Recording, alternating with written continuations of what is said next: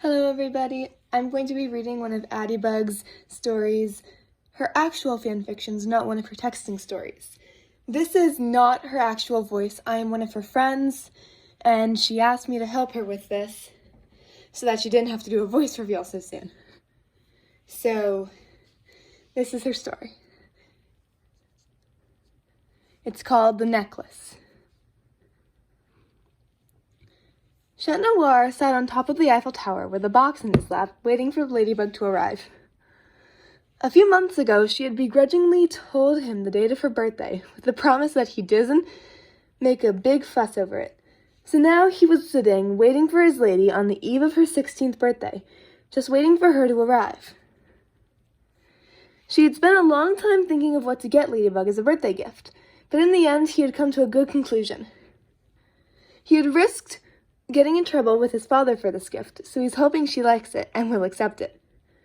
Just as Chat reached for his baton to call her to ask where she was, he heard the familiar whiz of a yo-yo behind him, and his face lit up in happiness. "Hey, kitty," Ladybug says as she sits down next to him, dangling her legs over the Eiffel Tower. She gazed out to her city in awe. "It's quite a beautiful night, isn't it?" "Yeah, I guess it is," he said, not looking at her. Chat fidgeted with the box in his hands and thanked the creators of the Miraculouses for the masks, because his mask was covering up most of the tinge of the pink on his cheeks. Plus, it was dark, so even if the mask didn't cover his high-colored cheeks, Ladybug probably wouldn't be able to see it. LB, I didn't know if we would see each other tomorrow on your birthday, so I thought that I might as well give you your birthday gift tonight. So, he said as he pushed the little wrapped box in his hands to her. "Happy birthday!" "Aw, Chaton, you know you don't have to get me anything, but I guess I wouldn't expect anything less of you, Minnow." She smiled as she spoke and flicked his little bell. Chat Noir made the best adorable puppy dog eyes he could. "Please, m'lady, open it. For me?" Ladybug rolled her eyes at the nickname and pushed his nose back to their original seating position and put a playful smirk on her face. "I think you're learning from Manon. Has anyone ever told you that I can't resist those baby doll eyes of hers?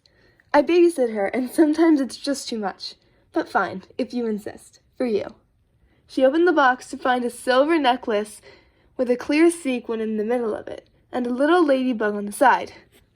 "Oh, Chat, it's so beautiful, but I can't accept it. It looks far out of my price range, and I don't want you spending a large sum of money on a gift for me." Ladybug put the necklace back in the box and deposited it back into Cat Noir's hands with a sad, guilty look on her face. But when she saw the upset look on his face and his ears and tail drooped, her expression changed to a look of concern. "Hey, are you okay?" Chat's gaze shifted back to Ladybug with a look of plead. "Please, Ladybug, please take it. You're always doing things for other people's sake, but when someone gets you a gift you totally deserve, you get all shy and modest. You're an amazing person, m'lady. You deserve all the time and money in the world. Besides, you gave me an unforgettable gift for my birthday, so I sorta had to return the favor." Ladybug felt blood rush to her cheeks as Chat's words rushed through her and attempted to no avail to cover her blushing up. Finally, after a few minutes, she composed herself and looked confused at her cat-like partner. "What are you talking about? I didn't give you a present. She said and looked down at her lap guiltily.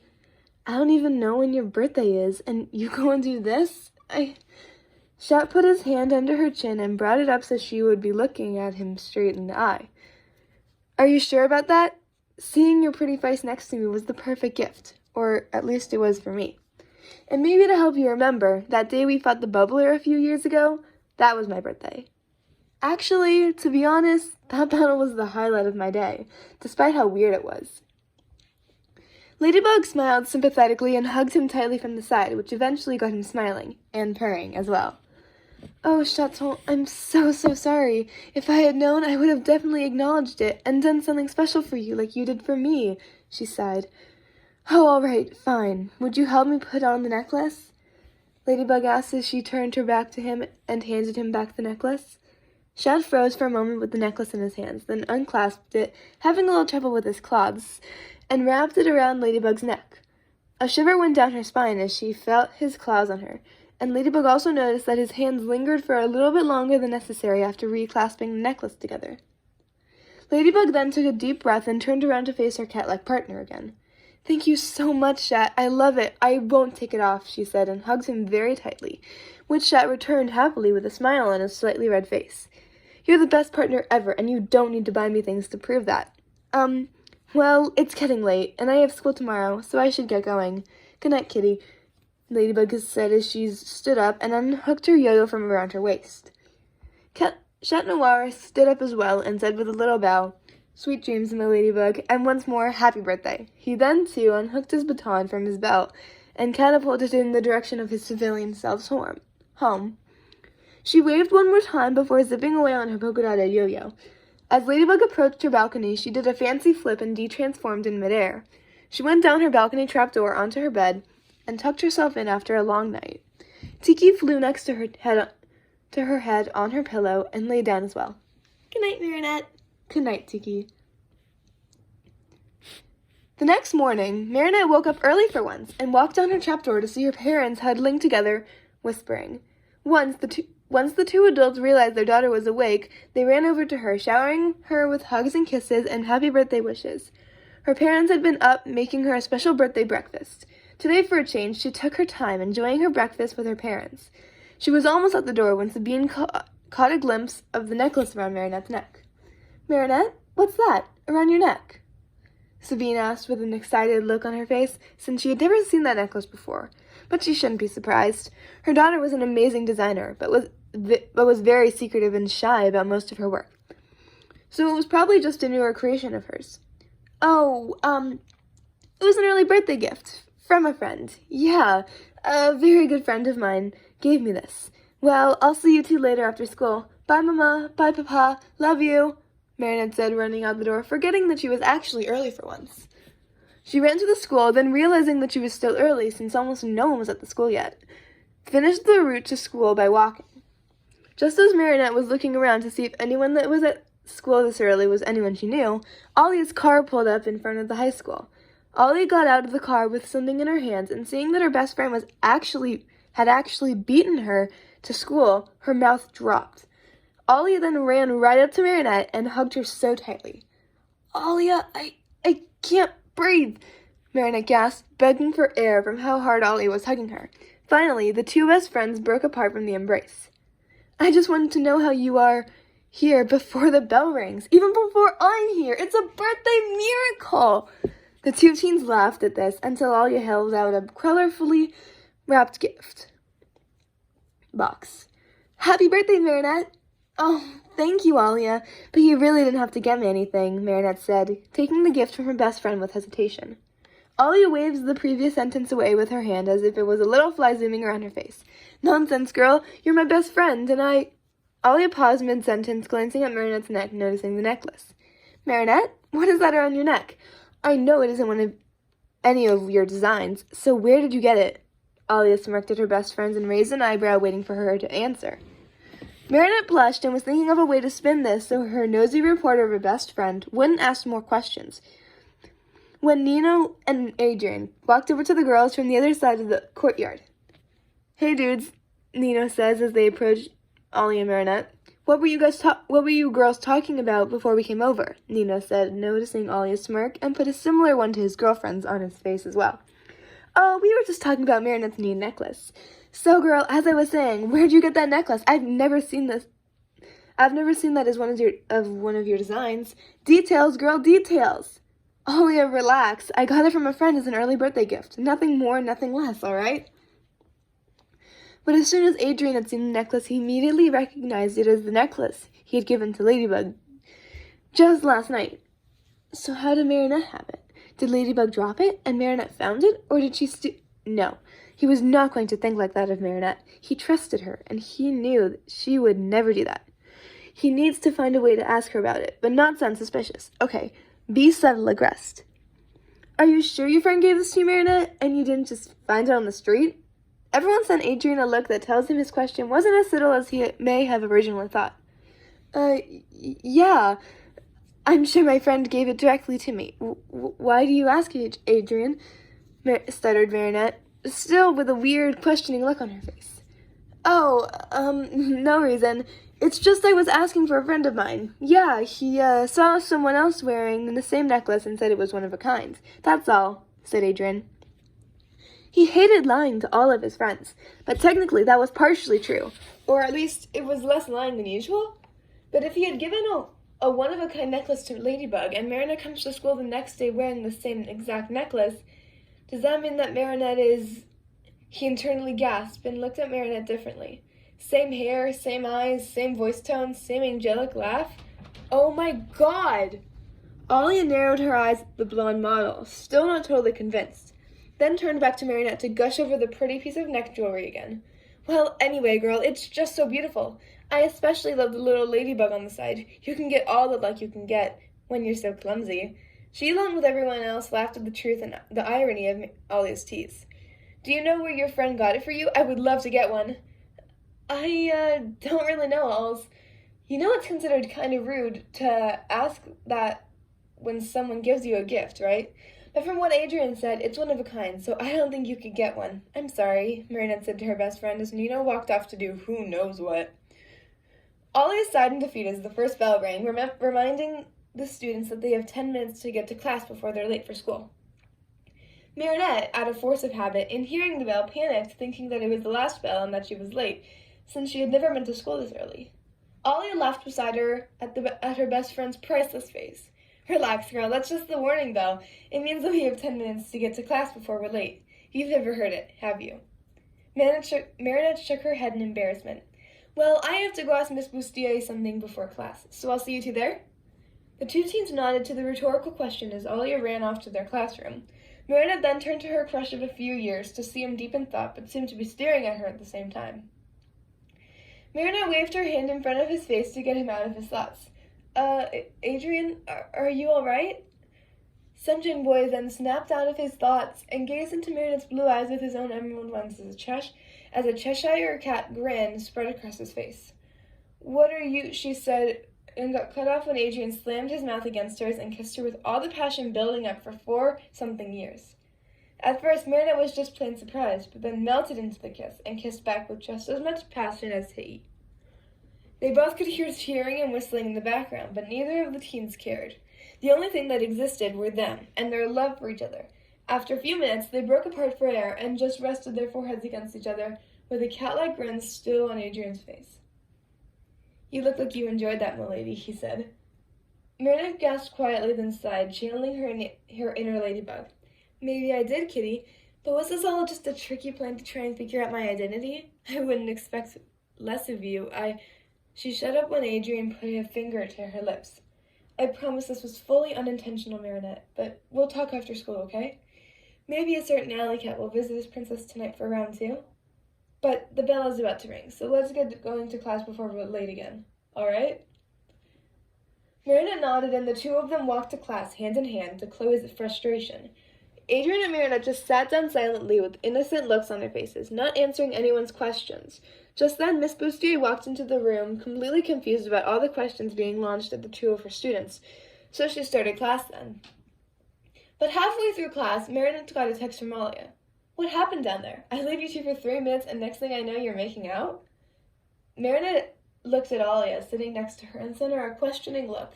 She wrote back with the phone in her lap so the teacher wouldn't notice. Nothing happened, dolls, I promise. He kissed me, that's all. Well, I don't believe you. Details after school, and no backing out this time. But no buts. You don't have a say, girl. I'm coming over after school, so get ready for questioning. Marinette groaned internally so as not to get a suspicious look from the teacher as she put her phone back in her purse. For the rest of class, Marinette thought about what to say to any and all of Alia's predicted questions. But after school, when Marinette was sitting nervously in her desk chair and Alia pacing around her room, she wasn't anticipating the one question that Alia did ask. Alia finally stopped her pacing to turn to her best friend, finally having decided on a decent question that she knew Marinette wouldn't expect to get out of. How long? Marinette looked up from her lap. Huh?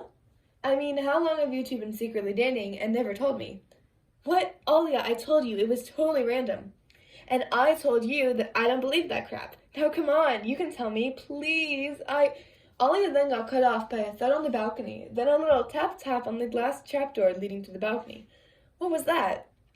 Ollie said as she started to make up the ladder to the balcony to Meredith's horror. No, don't go up there. Why not? Because it's nothing to worry about. I sometimes eat up there, so it's probably just some pigeons eating the crumbs. Happens all the time. So thanks for coming over, Oz, but I have homework to catch up on. So bye. Meredith pushed Ollie out down the trapdoor, and when she was sure that Ollie had left, she ran up to her bed and pulled herself up onto the balcony to see Cat Noir looking out at the city before them. She walked up behind him and tapped his shoulder to get his attention. He turned around and their eyes met. You came at a bad time, Kitty Cat. Ollie was in my room when you knocked, and I had to say you were a pigeon. A pigeon! Shap put his hands on his chest in mock horror. Oh my goodness, Princess, you lied? How very uncharacteristic of you. Meredith rolled her eyes good-naturedly and giggled. I thought you were coming later tonight. Shap's tail and ears drooped. Yeah, but I was really lonely in my giant room, and I knew you'd be waiting for me, so I decided to come a little early. You know you're always welcome here, right? Any time of day or night, this is your home too, okay? She lifted his chin so that they were looking at each other again, and he nodded shyly. Besides, she said as she pulled him towards her by his little bell, I believe you promised me seconds. Meredith smirked and winked at her leather-bound cat in front of her. But just as she was about to take a step back out of his face, he wrapped his hands around her waist and pulled her closer to him, closing the leftover distance between the two lovers. Whatever my lady wishes, she will get, Shep whispered in her ear. And just like this morning, nothing existed except the two of them. They couldn't even feel the ground beneath them, as if they were floating in heaven. If the world had set off in flames at that very moment, neither of them would have cared. All they cared about were each other. Meredith wrapped her arms around Shep's neck, and she could feel him speak the detransformation words against her lips. Plague flew down, probably to catch up with Tiki, but the two didn't mind. It had been so long since the two Combs had chatted. When they pulled back apart a minute later to catch their breath, Meredith gestured for Adrian to follow her down into her room. He nodded and followed Meredith down into her bedroom. I'm thankful that you came when you did, since I didn't know how to answer Ollie's interrogation. Sure, I'm crazy in love with you, but her questions were just so overwhelming, and Meredith rambled on as she descended the ladder from her bed to the rest of the room, but got cut off from what she was saying when Adrian grabbed her wrist and turned her around. Let's just talk, all right? Adrian says as he sits down on the chaise and pulls her down next to her. He also takes hold of her hand, but no one seems to notice. Meredith nodded. Would you like to go first? No, I think I need a little more time to process. Is that all right with you? Meredith looked towards Adrian. You got it, Princess. Okay, let me start. He took hold of both of her hands in his own. I can't believe that you are my ladybug. Well, actually I can. I see Ladybug and Marinette, and Marinette and Ladybug. Your same mesmerizing eyes, your cute pigtails, but I prefer your hair down. You are both sweet and caring people, and ever since this morning when I figured it out, I've been hitting myself constantly for being so stupid and not seeing it. So, you're not disappointed? Meredith asked the teen model, interrupting him. He tilted his head to the side in utter confusion. Disappointed? Didn't you just hear what I said? I've been in love with you ever since I first set eyes on you. I fell in love with your Ladybug side. Later on, I started falling for Marinette, but because I fell for Ladybug first, I denied my feelings for your civilian self. But now I'm sure. Marinette Dupanchang, my Ladybug, my princess, will you be my girlfriend? The brunette's hands flew up to her face. Oh my god, of course I will, you stupid cat, she said as she tackled him in a hug that made them fall off the chaise. With Marinette on top of Adrian, the two started laughing and cuddling before they got interrupted by a twinkly voice. Hey, Marinette, do you mind it? Tiki said as she flew over to the two teens on the floor, blushing. Oh, hello, Adrian. Hello, Tiki, Adrian said as he waved to the little bug. I just wanted to ask you, Marinette, if I could have a snack? I was chatting with Plague, and we are both kind of hungry. I was going to grab a macaroon to put on your desk, but Plague doesn't have much of a sweet tooth. He prefers camembert cheese. Do you have any for him? The two teens got up off of each other, and they were blushing heavily at getting caught at their lovey-dovey actions. activities. Yeah, I think we might have some, but I think I have something that Plug might just enjoy more than his precious cheese, Marionette giggled, then walked down the trapdoor, and a few minutes later she came back with a plate of cookies, but bred the disgusting smell of camembert. With her other hand, she had her nose plugged because, unlike Adrian, she wasn't used to the smell of the cheese. As soon as the plate had walked into the room, Plug flew at lightning speed from the bed next to his chosen with a delightful, slightly drooling look on his face. While Sunshine Boy, despite living with Plug for years, had never necessarily enjoyed the smell of camembert, so he had a disgusted look on his face. What is that? Adrian asked, pointing at the plate. What, this? She said, putting the plate of cookies next to the macaroons. Yeah, it's something me and my parents have been working on for a little while. When I found out about Plag's obsession with camembert, I suggested to my parents that we should try and make a dessert with camembert in it, just in case you came to see me as Marionette and had to recharge.